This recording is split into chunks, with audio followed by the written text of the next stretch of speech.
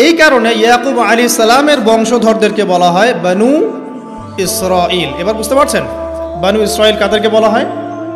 আচ্ছা, এখন এই ইয়াকুব আলাইহিস সালামের অনেক সন্তান ছিলেন। সূরা ইউসুফ পড়ে দেখেন 11-12 জন পুত্র সন্তান ছিলেন, বা 13 জনের কথা এসেছে, আরও থাকতে পারে, আল্লাহু আলাম। এখানে এতটুকু এসেছে। ইউসুফ আলাইহিস সালাম তার একজন সন্তান, ঠিক আছে, যাকে তার ভাইরা কুয়ায় ফেলে দেয়, ঠিক আছে। কুয়ার থেকে ইউসুফ আলাইহিস সালাম চলে গেলেন মিশরের রাজার বাসায়। এটা তো পড়েছেন।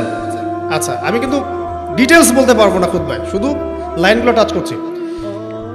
কুয়া থেকে চলে গেলেন, ভাইদের ষড়যন্ত্রে কুয়ায় তিনি পড়লেন, তাকদিরের এভাবেই তাকদির লেখা ছিল। তারপরে সেখান থেকে মিশরের রাজার বাসায়, ঠিক আছে, সেখান থেকে সেই যে রাজার স্ত্রী তাকে আহ্বান করলো, তিনি বললেন যে মাআয আল্লাহ, আমি আল্লাহকে ভয় করি। এরপর সেখান থেকে জেলখানায় বিনা অপরাধে তিনি 12 বছর জেল খাটলেন। আর সেখান থেকে তিনি বের হয়ে আবার যখন আসলেন, তখন মিশরের কি প্রায় খাদ্যমন্ত্রী বলা যায়, মিশরের বড় একটা পলিটিক্যাল পদ আল্লাহ পাক তাকে দিলেন, ঠিক আছে। তাহলে মিশরে কিভাবে বনু ইসরাইল আসলো? ইউসুফ আলাইহিস সালামের মাধ্যমে, ঠিক আছে। ইউসুফ আলাইহিস সালামের মাধ্যমে মিশরে বনু ইসরাইলের আগমন হলো। এর আগ পর্যন্ত বনু ইসরাইল থাকতো ওই যে প্যালেস্টাইনে। এখন ইউসুফ আলাইহিস সালামের শাসনামল যতদিন ছিল ততদিন পর্যন্ত বনু ইসরাইল মিশরে খুব ভালোভাবেই জীবনযাপন করত। কিন্তু যখন তার যুগটা চলে গেল, তখন সেখানে ফেরাউনদের যুগ আসলো। কাদের যুগ? ফেরাউনদের যুগ। আর ফেরাউন শব্দের অর্থ হচ্ছে এটা একটা রাষ্ট্রীয় পদ, যেমন প্রেসিডেন্ট, প্রাইম মিনিস্টার এমন পদ আছে। ফেরো বা ফেরাউন এটা হচ্ছে একটা রাষ্ট্রীয় পদের নাম। তো ফেরাউনের আসল নাম হচ্ছে রেমেসিস। কি নাম? রেমেসিস। রেমেসিস 1, রেমেসিস 2 এরকম করে নাম থাকে আর কি। আর যে ফেরাউনের মমিটা আমরা পেয়েছি তারও একটা নাম আছে। তার নাম হচ্ছে, আমি এনসাইক্লোপিডিয়া ব্রিটানিকা থেকে এটা পেয়েছি, তার নাম হচ্ছে মনেপ্তাহ। যে ফেরাউনের মমিটা আমরা পেয়েছি এর নাম হচ্ছে মনেপ্তাহ, তার মূল নাম।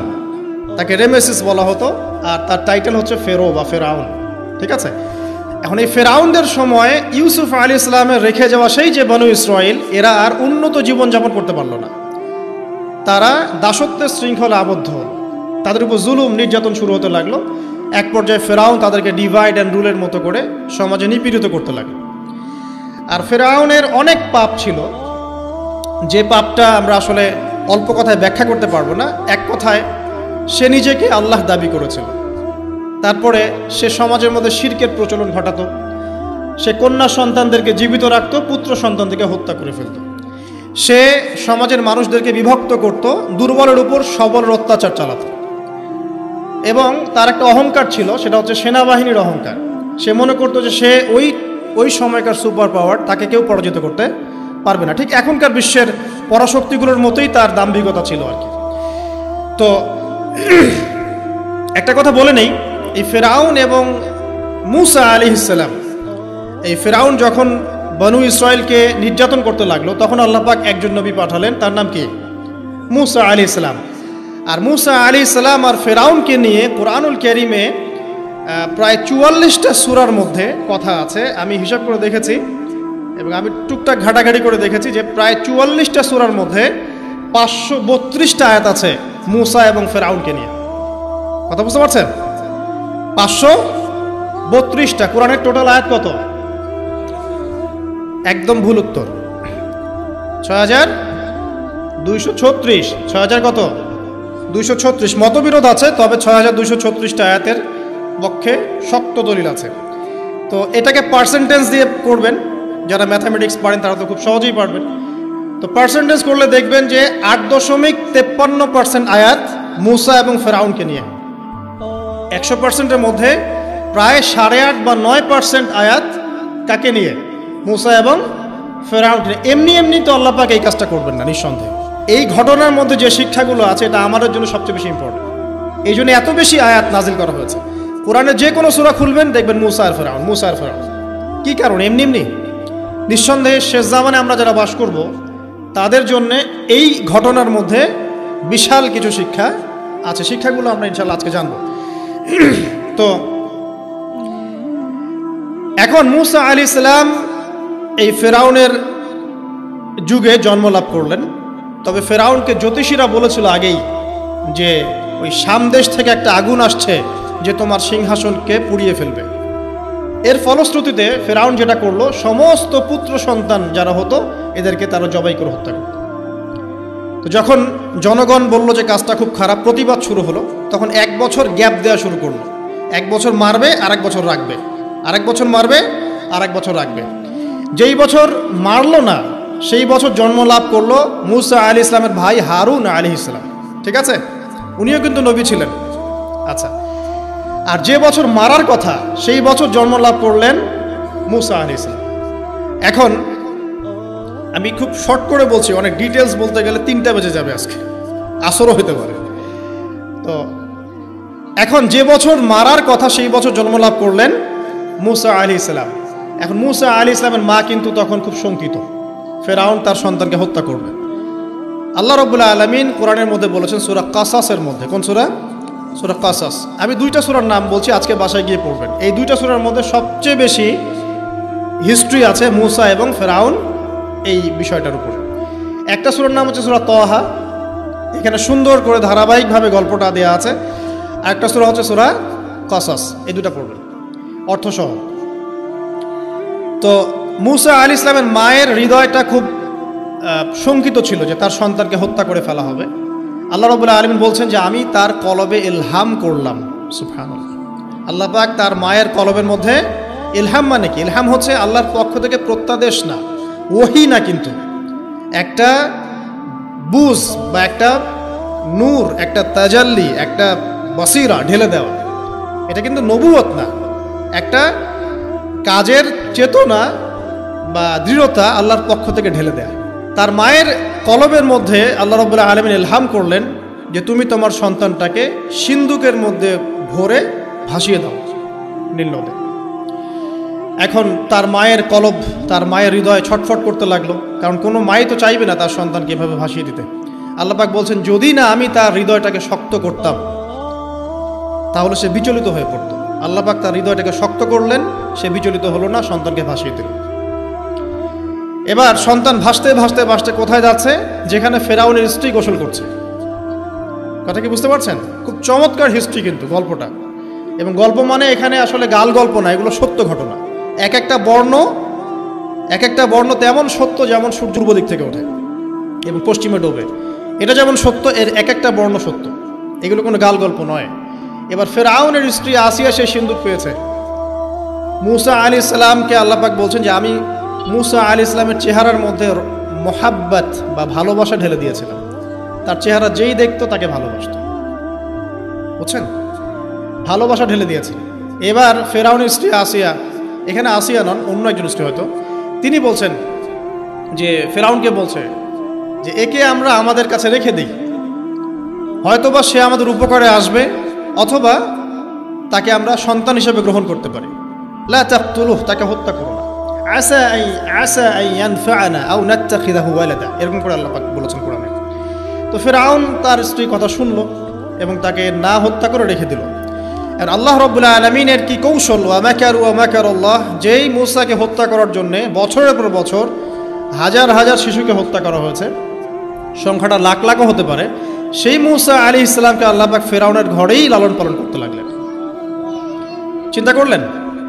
এবার মূসা আলাইহিস সালাম যখন যুবক হলেন, আমি সংক্ষিপ্ত করছি, যখন যুবক হলেন তখন একদিন দেখলেন যে রাস্তায় দুজন ব্যক্তি ঝগড়া করছে। সূরা কাসাসের মধ্যে আছে, ফাইটিং, স্ট্রিট ফাইট। তো একজন ব্যক্তি হচ্ছেন বনু ইসরাইলের, আরেকজন হচ্ছে ফেরাউনের সেনাবাহিনীর। এখন মূসা আলাইহিস সালাম কার পক্ষ নেবেন? তিনি বনু ইসরাইলের পক্ষ নিলেন। তিনি গিয়ে তাকে বাঁচানোর চেষ্টা করলেন এবং শুধু একটা ঘুষি দিয়েছেন, ফাওয়াকাযাহু, একটা ঘুষি, ফাকাদা আলাইহি, এবং এই একটা ঘুষিতেই সেই ব্যক্তি ডেড। এটা কোরআনে আছে সূরা কাসাস। তার মানে কোরআন দলিল দিচ্ছে যে মানুষের বডিতে এমন এমন পার্টস আছে, এমন এমন জায়গা আছে যেখানে একটা ঘুষি মারলেও মানুষ মারা যেতে পারে। কি বুঝলেন? যারা মার্শাল আর্ট শিখেছেন বা শিখছেন তারা এটা আরও ভালো বুঝবেন।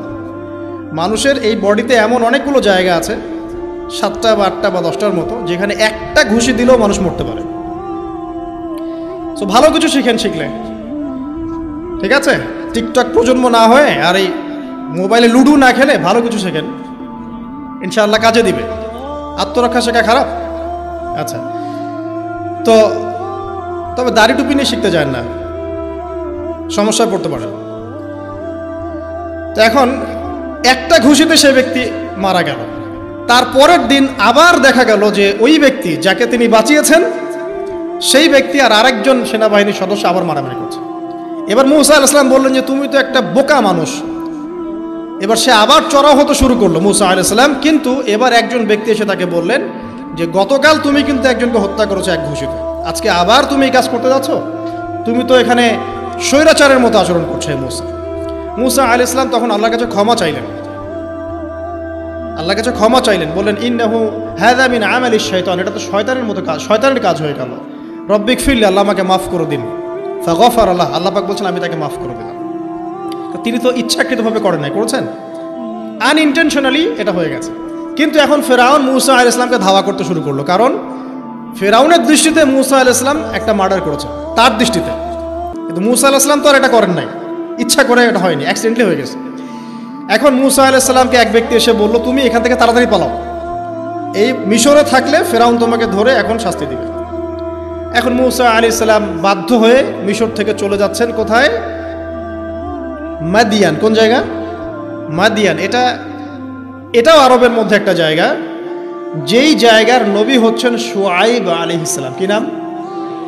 আচ্ছা, এবার শুআইব আলাইহিস সালামের সেই কওমে মূসা আলাইহিস সালাম গেলেন, না খাবার আছে, না পানি, না কাপড়, কিছুই নাই, একদম রিক্ত হস্ত। সেখানে গিয়ে তিনি দেখলেন যে এমনই একটা জলাশয়, হয়তোবা আল্লাহ ভালো জানেন, সেই জলাশয়ের কাছে কিছু মানুষ পানি পান করাচ্ছে গবাদি পশুদেরকে। আমি কি বুঝাতে পারছি? আচ্ছা, তো দূরে দুজন মেয়ে দাঁড়িয়ে আছে, এই দুজন মেয়ে অনেকক্ষণ থেকে দাঁড়িয়ে আছে, তারা পানি পান করতে পারছে না। মূসা আলাইহিস সালাম অনেকক্ষণ থেকে অবজার্ভ করছেন যে মেয়ে দুটো পানি পান করাতে পারছে না গবাদি পশুদেরকে। তিনি প্রথমে একটু অস্বস্তি বোধ করলেন, তারপরে আবার গেলেন তাদের কাছে, গিয়ে বললেন কি সমস্যা। তখন সেই মেয়েরা বলল যতক্ষণ পর্যন্ত আমার কওমের লোকেরা এখান থেকে সরে যায় না ততক্ষণ আমরা পানি পান করাতে পারি না, কারণ আমরা দুর্বল, মেয়ে মানুষকে টাইম দিচ্ছে না আর কি। আর এদিকে আমাদের বাবা অত্যন্ত বৃদ্ধ মানুষ, বাসায় পড়ে আছেন একা। তখন মূসা আলাইহিস সালাম যুবক ছিলেন এবং তিনি কিন্তু শক্তিশালী ছিলেন, কওয়িউন আমিন, বিশ্বস্ত এবং শক্তিশালী। ওই যে এক ঘুষিতে মানুষ মারা মানুষ, কি মনে করছেন? তো তিনি এবার ওই গবাদি পশুদেরকে নিয়ে এসে পানি পান করালেন। পানি পান করিয়ে তিনি একটা গাছের ছায়ায় গিয়ে বসলেন। এই প্রত্যেকটা কথা কিন্তু কোরআনে আছে, প্রতিটা কথাই। সূরা কসস পড়েন, সূরা তাহা পড়েন। গাছের ছায়ায় বসে তিনি একটা দোয়া করছেন, এবার হাত উঁচু করে দোয়া করছেন, রব্বি, হে আমার প্রতিপালক, ইন্নী লিমা আনজালতা ইলাইয়া মিন খাইরিন ফাকির, হে আল্লাহ, আপনি আমার প্রতি যে রহমত বা যে করুণা বর্ষণ করবেন এর জন্য আমি ফকির হয়ে বসে আছি। দোয়ার ভাষাটা শুনছেন? আল্লাহ, আপনি আমার প্রতি যে করুণা বর্ষণ করবেন আমি এর জন্য ফকির হয়ে বসে আছি। তো প্রত্যেকটা নেক কাজ করার পরে এরকম দোয়া করা সুন্নত, দোয়া কবুল হয়ে যাবে ইনশাআল্লাহ। দোয়া সাথে সাথে কবুল হয়ে গেল। এখন ওই দুইজন মেয়ের মধ্যে একজন মেয়ে হেঁটে হেঁটে আসছে। ওই মেয়ে কিভাবে হেঁটে এসেছে সেটাও কোরআন বলেছে, কিভাবে হেঁটে এসেছে সেটাও কোরআনে বলেছে সূরা কসসের মধ্যে। সূরা কসসে আল্লাহ পাক বলছেন ওই দুইজন মেয়ের মধ্যে একজন হেঁটে হেঁটে আসলো লাজুক পায়ে। কেমন পায়ে? লাজুক পায়ে। যেই চলাফেরা আপনি এখনকার মেয়েদের মধ্যে দেখতে পারবেন না। এখনকার মেয়েদের হাঁটার মধ্যে লজ্জা আছে, লজ্জাশীলতার সাথে লাজুক ভঙ্গিতে সেই মেয়ে হেঁটে হেঁটে আসলো। আল্লাহ পাক সেই কথাটাও কোরআনে বলেছেন। এখনকার যে পশ্চিমা সংস্কৃতির অনুকরণ করে যে মেয়েরা, এদের মধ্যে আপনি এই ভাবটা পাবেন। তাদের হাঁটা দেখলে আপনি মনে হবে লজ্জা আছে ভিতরে কোনো। এই বিষয়টা নিয়ে খুব ভাবছিলাম। দেখেন সূরা আরাফের মধ্যে আল্লাহ পাক বলেছেন শয়তান তোমাদের পিতা এবং মাতাকে জান্নাত থেকে বের করে দিয়েছে, তোমরা শয়তান সম্পর্কে সতর্ক থেকো। যখন জান্নাত থেকে বের হয়ে যাবেন তার আগে যখন তারা ওই যে গাছের কাছে গিয়েছেন, সর্বপ্রথম যে ঘটনা ঘটেছে সেটা হলো গায়ের কাপড় খুলে গেছে। আমার কথা বুঝতে পারছেন না? ওই ফলের কাছে যাওয়ার পর সর্বপ্রথম যে ঘটনা ঘটেছে জান্নাতে, নিজেদের গায়ের কাপড় খুলে গিয়েছে। এরপরে গাছের ছাল এবং গাছের যে বড় বড় পাতা জান্নাতের, এগুলো দিয়ে তারা লজ্জাস্থান ঢাকা শুরু করেছিলেন। এটাও কোরআনে আছে। এখন আল্লাহ পাক যখন নামিয়ে দিচ্ছেন দুনিয়াতে, আদম সন্তানদেরকে আল্লাহ পাক বলছেন যে তোমরা শয়তান সম্পর্কে সতর্ক থেকো, শয়তান কিন্তু তোমাদের পিতা মাতার কাপড় খুলে নিয়েছিল। কথা বুঝতে পারছেন? এখন খেয়াল করে দেখেন যে কাপড় খুলে নেওয়া দরকার হচ্ছে না, মানুষ অটোমেটিক কাপড় খুলে দিচ্ছে। কথা কি বুঝতে পারছেন? মনে করে একটা এক্সাম্পল দিই, আল্লাহ না করুক, ধর এই মাঠের মধ্যে 1 লক্ষ মানুষকে জড়ো করে এই মাঝখানে শহীদ মিনারের কাছে যদি আপনাকে কেউ জোর করে 10 জন মানুষ ধরে কাপড় খুলতে চায়, আপনার কেমন লাগবে? চিন্তা করেন, পুরুষ হিসেবে চিন্তা করেন, মহিলা কথা বাদ দেন। আপনি তো পুরুষ, আমাদের কি ভালো লাগবে? আমাদেরকে যদি বলে যে মেরে ফেলবো অথবা কাপড় খুলতে হবে, কোনটা নিবা? আপনি বলবেন হয়তো মারে ফেল, তাও ভালো, তাই না? তাহলে ওই মানুষদের কথা চিন্তা করেন যারা ইচ্ছায় স্বেচ্ছায় লক্ষ লক্ষ মানুষের সামনে কাপড় খুলে ফেলছে। কেউ বাধ্য করছে না, কোনোভাবেই কেউ বাধ্য করছে না, নিজের ইচ্ছায় পুরুষ না নারী কাপড় খুলে ফেলছে। মিউজিক ইন্ডাস্ট্রি বলেন, ফিল্ম ইন্ডাস্ট্রি বলেন, এই যে এখনকার যে শোজগুলো বলেন, হাওয়ায় তো মারতেছে দেশ এখন, তাই না? তো এই যে বিষয়গুলো দেখছেন, গেট আপ, ড্রেস কোড, মানুষ কি এটাকে জোর করে খুলে নিয়েছে গা থেকে? ইচ্ছা করে খুলে দিয়েছে। তাহলে এদের অবস্থান চিন্তা করেন যে এদেরকে কার সাথে তুলনা করবেন আপনি? এখন যদি বলেন পশুর সাথে, আমি বলবো তুলনা ঠিক হয়নি, কারণ কোনো পশুও নগ্ন চলে না। চলে? কোনো পশু নগ্ন চলে না। তুলনা একটা জাতির সাথে করতে পারেন, ওই যে ব্রাজিলের আমাজন জঙ্গল আছে, ওখানে দেখবেন কিছু কবিলা আছে যারা সমাজ থেকে টোটালি ডিটাচড, যারা না কাপড় কেমন করে পরতে হয়, সভ্যতা কি, সংস্কৃতি কি, ন্যায় কোনটা অন্যায় কোনটা, ওদের গেট আপগুলো দেখবেন, এদের গেট আপগুলো দেখবেন সেম। তাহলে এদের আদর্শ কোথায়? আল্লাহ পাক সূরা আরাফে বলছেন শয়তান থেকে সতর্ক থেকো, তোমাদের পিতা মাতার কিন্তু তারা কাপড় খুলে ফেলেছিল শয়তান, তোমাদের কাপড় যেন শয়তান খুলতে না পারে, আল্লাহ পাক সতর্ক করেছেন। আর এখন আপনি খেয়াল করে দেখবেন, জোর করে না, স্বেচ্ছায় মানুষ কাপড় খুলে ফেলছে, এবং তারা পুরুষ না নারী। তো যে জায়গায় আসছিলাম, ওই মেয়ের হেঁটে আসাটা আল্লাহ রাব্বুল আলামিন ব্যাখ্যা করেছেন। সেই মেয়ে, 2 জন মেয়ের 1 জন মেয়ে হেঁটে হেঁটে আসছে মূসা আলাইহিস সালামের কাছে লাজুক ভঙ্গিতে, লজ্জায় মুখ নত করে, লজ্জাশীলতার সাথে এসে বলছেন যে আমার বাবা আপনাকে ডাকছে। তার বাবাকে? শুআয়ব আলাইহিস সালাম, আমার বাবা আপনাকে ডাকছে। এবার তিনি গেলেন শুআয়ব আলাইহিস সালামের কাছে, গিয়ে তার কিসসা বা কাহিনীটা বললেন। শুআয়ব আলাইহিস সালামও কিন্তু একজন নবী এবং জবরদস্ত নবী। বলে রাখি, শুআয়ব আলাইহিস সালামের কওম সর্বপ্রথম সেই কওম যাকে ভূমিকম্প দিয়ে ধ্বংস করা হয়েছিল। সর্বপ্রথম পৃথিবীতে ভূমিকম্প দিয়ে যে কওমকে ধ্বংস করে দেওয়া হয়েছে সেটা হচ্ছে শুআয়ব আলাইহিস সালামের কওম। আর 3টা বড় বড় ভূমিকম্প আমাদের সামনে অপেক্ষা করছে শেষ জামানায়। 3টা হবেই, একটা পৃথিবীর পশ্চিম দিকে, একটা পৃথিবীর পূর্ব দিকে। আর পূর্ব দিক বলতে কিন্তু আমাদের দিক, Indonesia, Malaysia, Bangladesh, Pakistan, Sri Lanka, India, এই পুরো জায়গা হচ্ছে পূর্ব দিক। আর পশ্চিমা সভ্যতা তো বোঝেন পশ্চিম কোন দিকে। আর একটা হবে পৃথিবীর মাঝখানে। মাঝখান কোনটা? এই যে জাজিরাতুল আরব, এখানে একটা হবে। এটা হবেই, কোনো বিজ্ঞানী ঠেকাতে পারবে না। তো শুআয়ব আলাইহিস সালামের কওম সেই কওম যাকে ভূমিকম্প দিয়ে ধ্বংস করা হয়েছিল। তো এখন মূসা আলাইহিস সালাম তার কাছে গিয়ে তার ঘটনাগুলো বললেন। শুআয়ব আলাইহিস সালাম তাকে বললেন, ঠিক আছে, আমার মেয়ের একটা দাবি, আমার মেয়ে বলেছে যে তুমি হচ্ছ বিশ্বস্ত এবং শক্তিশালী, তোমাকে যেন আমি আমার কাজে নিয়োগ করি। আসলে মেয়ে বাবাকে ইঙ্গিত একটা মানে মনের ভাব ব্যক্ত করেছে আর কি। তখন তার বাবা সেই ভাবটা বুঝতে পেরেছেন। তিনি বলেছেন, ঠিক আছে, আমি আমার এই মেয়ের সাথে তোমাকে বিয়ে দিব। শর্ত কি? শর্ত হচ্ছে তোমাকে 8 বছর আমার এখানে কাজ করতে হবে। 8 বছর, কত বছর? 8 বছর কাজ করার বিনিময়ে আমি তোমাকে আমার মেয়ের সাথে বিয়ে দিচ্ছি। আর যদি তুমি চাও তাহলে 10 বছর পূর্ণ করতে পারো। তো মূসা আলাইহিস সালাম বলেন, ঠিক আছে, আমাদের মাঝে আল্লাহ পাক সাক্ষী হিসেবে যথেষ্ট। এবার সেখানে মূসা আলাইহিস সালাম তার সংসার শুরু করলেন। 10 বছর অতিবাহিত হলো। তারপরে এখন মিশরে ফিরে যাওয়ার পালা। মূসা আলাইহিস সালাম তার স্ত্রীকে নিয়ে কোথায় যাচ্ছেন এখন? মিশর, তার হোম টাউন, ঠিক আছে, মাদারল্যান্ড। কিন্তু যাত্রা পথে তুয়া উপত্যকায় বিভিন্ন কিতাবে এসেছে তার স্ত্রীর প্রসব বেদনা শুরু হয়। তখন তিনি আগুন তালাশ করতে থাকেন। আগুন তালাশ করতে করতে আস্তে আস্তে তিনি এমন একটা জায়গার দিকে চলে যান, তুয়া উপত্যকায়, যেখানে দেখেন যে গাছের উপর আগুন জ্বলছে। এবং তখন আগুনকে ফলো করতে করতে হঠাৎ তিনি এক গায়েবী আওয়াজ শুনতে পান। আওয়াজটা হচ্ছে এমন, আমি একটু পড়ে শোনাই। আওয়াজটা হচ্ছে এমন যে ইন্নী আনা রব্বুক ফাখলা'না আলাইক ইন্নাকা বিল ওয়াদিল মুকদ্দাস তুয়া। এই আওয়াজটা আল্লাহ পাকের। কার আওয়াজ? সুবহানাল্লাহ। আল্লাহ পাক মূসা আলাইহিস সালামের সাথে কথা বলছেন এই জায়গায়। আল্লাহ পাক বলছেন, নিশ্চয়ই আমি তোমার রব, তোমার জুতা খুলে ফেলো, কারণ তুমি একটা পবিত্র উপত্যকায় আছো। চিন্তা করতে পারেন?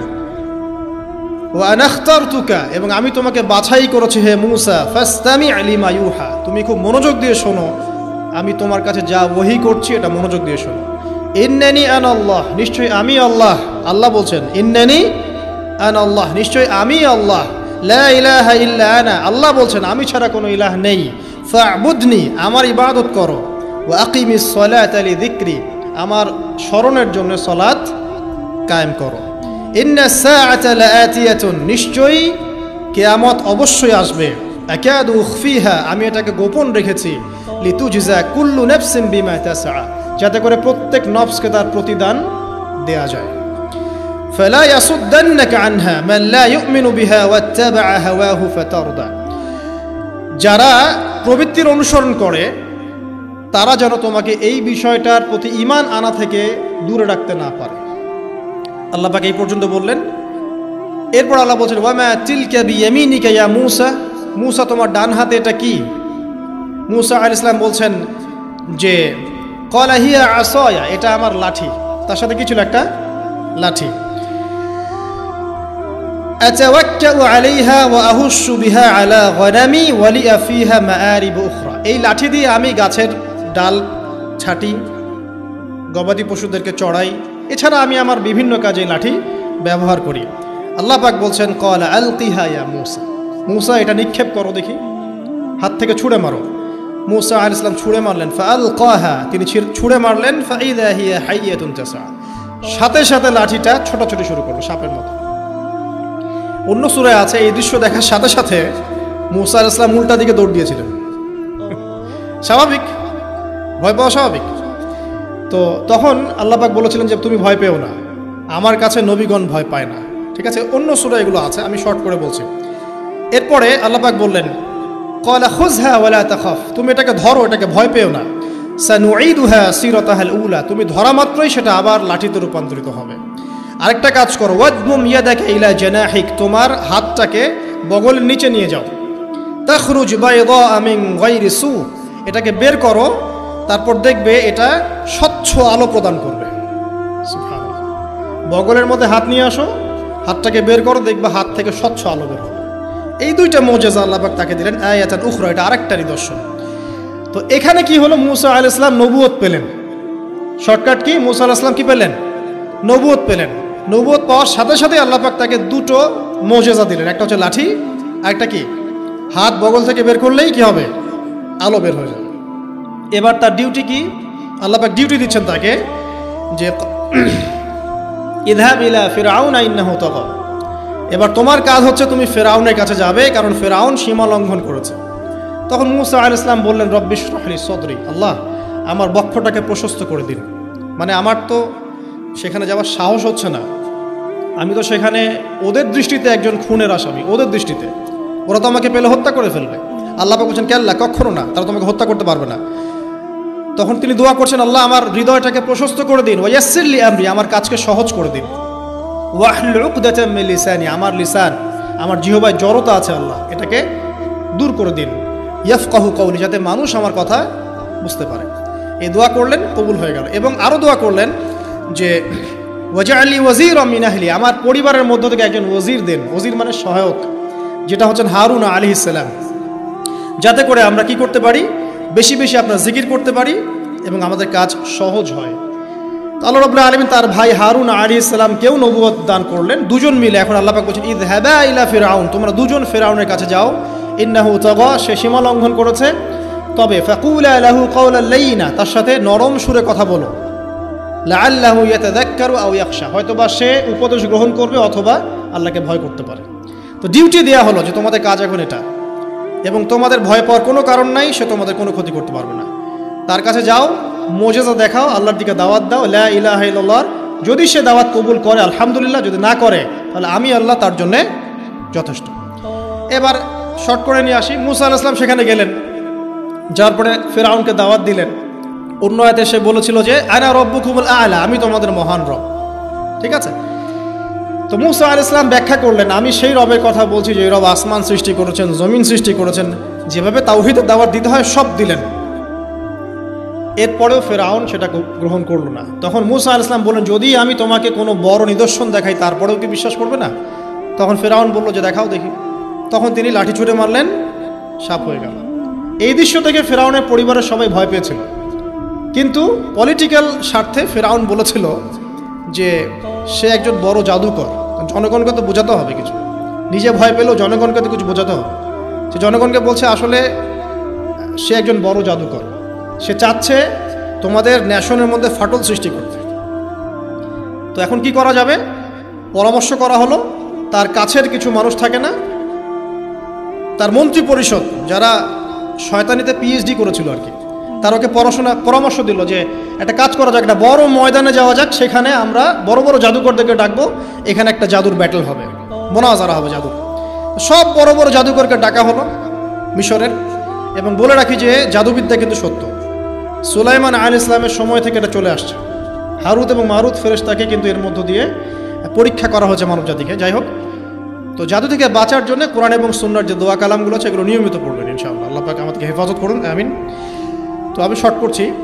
তো এবার জাদুকররা একদিকে, মুসা আলাইহিস সালাম একদিকে। তো মুসা আলাইহিস সালামকে তারা বলছে তুমি আগে ছুঁড়ে মারবেন, আমরা ছুঁড়ে মারব। মুসা আলাইহিস সালাম বলছেন বাল আলকু, তোমরা ছুঁড়ে মারো। তখন তারা যখন তাদের লাঠিগুলো ছুঁড়ে মারলো, এগুলো সাপ হয়ে গেল। এটা কি চোখের ভেলকিবাজি ছিল? আল্লাহ পাক এই জাদুটাকে বলেছেন কোরআনে সিহরুন আযীম, বড় একটা জাদু করেছিল তারা, মানে তারা জাদুবিদ্যায় খুব পারদর্শী ছিল। এখন যেমন সায়েন্সের যুগ, তখন কিন্তু জাদুবিদ্যার যুগ ছিল। ঠিক আছে, তো মুসা আলাইহিস সালাম তারপর কিছুটা ভয় পেয়ে গেলেন। আল্লাহ পাক বলেন তুমি ভয় পেও না, বরং তোমার লাঠি ছুঁড়ে মারো, ইন্নাকা আনতাল আ'লা, তুমি বিজয়ী হবে ইনশাআল্লাহ তাআলা। এরপর মুসা আলাইহিস সালাম লাঠি ছুঁড়ে মারার সাথে সাথেই তার লাঠিটা যে সাপে রূপান্তরিত হলো, এই সাপটা বাকি সব সাপকে খেয়ে ফেলল। এই দৃশ্য দেখার সাথে সাথেই ওই জাদুকর যারা ছিল, সবচেয়ে বড় বড় জাদুকর, একটা সমাজে সবচেয়ে বড় বড় জাদুকর, সাথে সাথে মুসলিম হয়ে গেল। বললো যে ক্বাল আমান্না বিরব্বি হারুন ওয়া মুসা, আমরা মুসা এবং হারুনের রবের প্রতি ঈমান নিয়ে আসলাম। তখন ফিরআউন বলল যে ও আচ্ছা, তাহলে ইন্নাহু কাবীরুকুম আল্লামাকুমুস সিহর, তাহলে মুসাই হচ্ছে তোমাদের লিডার, যে তোমাদেরকে জাদু শিখিয়েছে। তাহলে পলিটিক্যাল লোকজনের কথাগুলো এরকমই হয়, সত্য কখনো স্বীকার করতে যাবে না। তো যে তাহলে মুসাই মনে হয় তোমাদের চেয়ে বড় জাদুকর, তাহলে তোমাদের শাস্তি দিব এবার আমরা। কি শাস্তি? ওই যে শুলদণ্ড